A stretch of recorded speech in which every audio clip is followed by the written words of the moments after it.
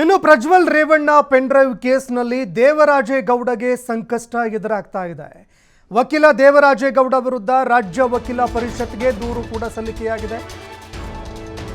ದೇವರಾಜೇಗೌಡ ಅವರ ವಿರುದ್ಧ ರಾಜ್ಯ ವಕೀಲರ ಪರಿಷತ್ಗೆ ದೂರು ಸಲ್ಲಿಕೆಯಾಗಿದೆ. ವಕೀಲ ವೃತ್ತಿಯ ಕೆಲ ನಿಯಮಗಳನ್ನು ಮೀರಿ ಆಡಿಯೋಗಳನ್ನು ಅವರು ರಿಲೀಸ್ ಮಾಡಿದ್ದಾರೆ ಅಂತ ದೂರು ದಾಖಲಾಗಿದೆ. ಇನ್ನು ಭಾರತೀಯ ಅಧಿಸಾಕ್ಷಿ ಕಲಂ 126ರ ಅಡಿಯಲ್ಲಿ ನಿಯಮಗಳನ್ನು ಉಲ್ಲಂಘನೆ ಮಾಡಿದ್ದಾರೆ. ಹೀಗಾಗಿ ಸುಮೋಟೋ ಕೇಸ್ ದಾಖಲಿಸೋದಕ್ಕೆ ಬಾರ್ ಕೌನ್ಸಿಲ್ಗೆ ಮನವಿ ಕೂಡ ಮಾಡಿಕೊಳ್ಳಲಾಗಿದೆ. ಕಾಂಗ್ರೆಸ್ನ ಕಾನೂನು ಘಟಕದಿಂದ ಶಿಸ್ತು ಕ್ರಮಕ್ಕೆ ದೂರು ಸಲ್ಲಿಕೆಯಾಗಿದೆ. ದೇವರಾಜೇಗೌಡ ಅವರ ವಿರುದ್ಧ ಇದೀಗ ಬಾರ್ ಕೌನ್ಸಿಲ್ ಶಿಸ್ತು ಕ್ರಮ ಕೈಗೊಳ್ಳಬೇಕು ಅಂತ ಕಾಂಗ್ರೆಸ್ನ ಕಾನೂನು ಘಟಕದಿಂದ ಇದೀಗ ದೂರು ಸಲ್ಲಿಕೆಯಾಗಿದೆ.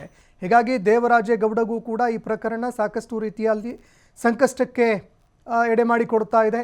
ದೇವರಾಜೇಗೌಡ ವಿರುದ್ಧ ಇದೀಗ ರಾಜ್ಯ ವಕೀಲ ಪರಿಷತ್ಗೆ ಒಂದು ದೂರು ಸಲ್ಲಿಕೆಯಾಗಿದೆ. ವಕೀಲ ವೃತ್ತಿಯ ಕೆಲವು ನಿಯಮಗಳನ್ನು ಅವರು ಮೀರಿ ಆಡಿಯೋಗಳನ್ನು ರಿಲೀಸ್ ಮಾಡಿದ್ದಾರೆ ಅಂತ ದೂರು ದಾಖಲಾಗಿದೆ. ಭಾರತೀಯ ಅಧಿಸಾಕ್ಷಿ ಕಲಂ 126ರ ಅಡಿಯಲ್ಲಿ ನಿಯಮಗಳನ್ನು ಇವರು ಉಲ್ಲಂಘನೆ ಮಾಡಿದ್ದಾರೆ. ಹೀಗಾಗಿ ಸುಮೋಟೋ ಕೇಸ್ ದಾಖಲಿಸೋದಕ್ಕೆ ಅಂತ ಬಾರ್ ಕೌನ್ಸಿಲ್ಗೆ ಮನವಿ ಸಲ್ಲಿಕೆಯಾಗಿದೆ.